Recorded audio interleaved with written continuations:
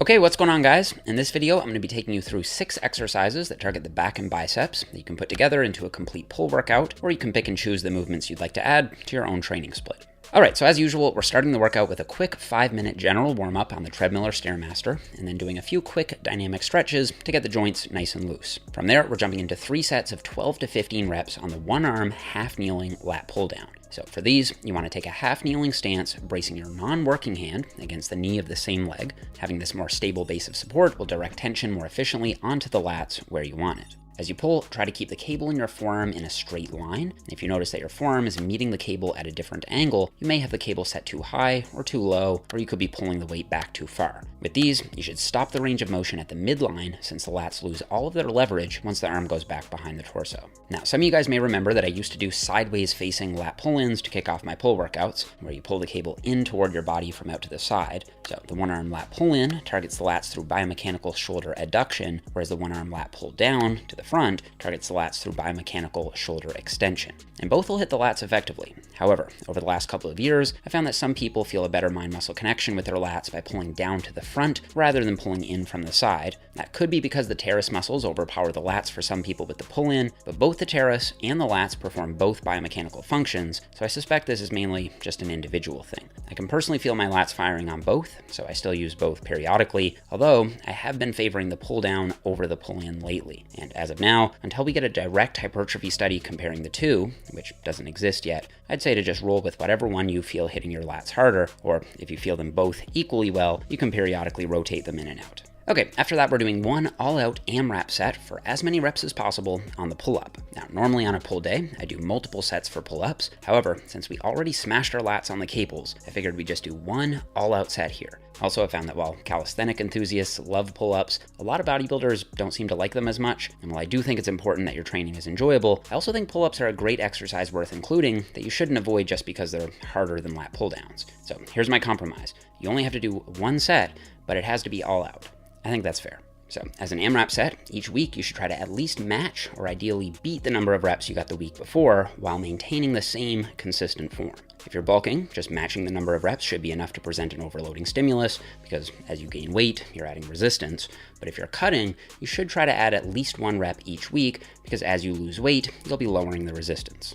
Technique-wise, take a 1.5 times shoulder width grip, lift your chest up, and think about pulling your elbows down and in until they're as close to your sides as you can get them comfortably. Assuming it's a straight bar, you should at least try to get your chin up over the bar, or at least try to get your chest to the same level as your hands. Also, if you can't do bodyweight pull-ups, you can use an assisted pull-up machine, or you can add assistance using a band. Just wrap the band around the bar, hook your foot into the bottom of the band, and it'll provide some assistance as you do your reps. Alright, up next we're doing 3 sets of 10 to 12 reps on the croc row. Now, a croc row is essentially just a more loose dumbbell row with a slightly more upright posture and a little more controlled cheating. It's named after a world record-holding powerlifter, Janae Kroc-Zaleski. One thing I've noticed over the years is that some science-based lifters have a tendency to be more strict with their form than I think they really need to be. Sometimes this is great because it allows for consistent progression tracking, but sometimes it can hold you back if you're severely limiting the load you're capable of using in the name of perfect technique. I think that as a beginner, yes, you should try to be as strict and consistent as you can as you learn the proper technique, but once you've mastered the technique basics, I don't think there's anything wrong with using a little controlled body English on select movements, especially if it allows you to overload the target muscle more effectively. Plus, most of the best bodybuilders I know aren't super stiff when they lift. They allow their body to move and sway naturally, with the most important thing being that you're always in control of the weight, especially on the negative. Now, of course, if you don't feel comfortable using some momentum on these, it's okay to do them with stricter form and lighter weights. However, the downside of only ever using ultra strict form with the back in particular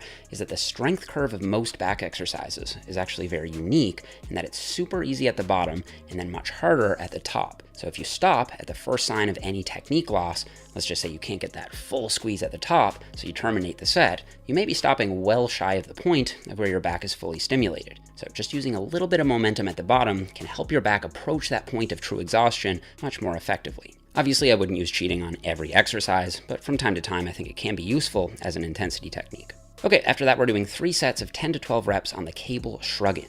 These are nice because you don't need to load up any plates, so they're a quick and convenient upper trap option. Also, the orientation of the cables tend to line up better with the orientation of the upper trap fibers, which don't run nearly as vertically as many people think, but actually fan out more horizontally. So shrugging both up and in is likely best for hitting as many of those upper trap fibers as possible. That's also why I generally recommend a slightly wider grip when doing barbell shrugs, as it'll force you to shrug up and in, not just straight up and down. All right, up next, we're doing 3 sets of 10 to 12 reps on the reverse pec deck. On these, the main thing to focus on is sweeping the weight out and back, not just back. This will help you target the rear delts more than the muscles of the mid-back, which can easily take over if you aren't being intentional with your form. If you just pull the weight back, you're going to shift a lot of the emphasis onto the mid-traps, which isn't a big deal if that's what you're going for, but we've already smashed the mid-traps with pull-ups and croc rows, so I'd much rather isolate the rear delts here, since they are usually overpowered by the bigger back muscles in those compound movements. Another thing you can try is varying your grip position from set to set. So you can start with your palms facing one another for set 1, then put your palms facing down for set 2, and then, if your shoulders allow it, internally rotate a bit on set 3. I personally feel the best mind-muscle connection with my rear delts by using the second or third hand position. However, there seems to be a lot of individual variability with this. A 2013 study from Brad Schoenfeld and colleagues found that, on average, EMG readings were higher for the rear delts with the neutral, or palms in, hand position than with the pronated, or palms down hand position. However, if you dig into the individual data, you'll see that there was substantial variation. Some subjects displayed greater activity with internal rotation, others with neutral rotation. And in some cases, the differences were pretty big. Now, of course, all the usual caveats about EMG research apply, but at the very least, I think this shows us that if you've only ever used one hand position on the reverse pec deck, it's definitely worth playing around with the others, as you could be leaving some rear delt gains on the table. Okay, and to finish off the workout, we're doing 3 sets of 10 to 12 reps on the overhead cable bicep curl.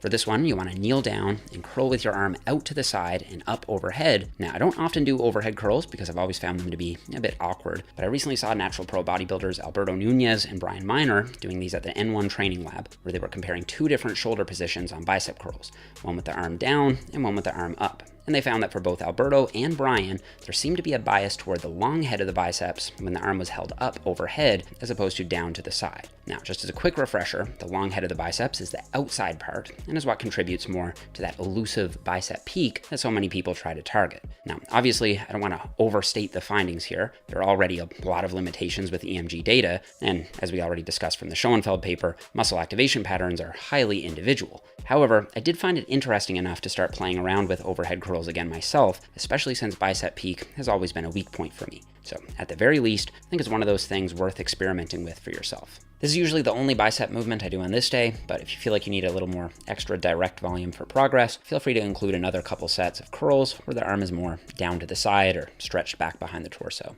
Now, if you'd like to have all these workouts laid out in one place and organized into a progressive 12-week training program, you can check out my Ultimate Push-Pull Legs Hypertrophy System over on jeffnipper.com. The workouts I've been doing in this series come from phase 1 of the program, which lasts for the first 6 weeks, and then after that, there are 2 entirely different phases designed to build on one another and keep things progressing. And if you'd like to learn more about that program and see if it's right for you and your goals, you can check out the first link in the description box down below. All right, that's it for this one, guys. Thank you so much for watching. Don't forget to leave me a thumbs up if you enjoyed the video, subscribe if you haven't already, and I'll see you guys all here in the next one.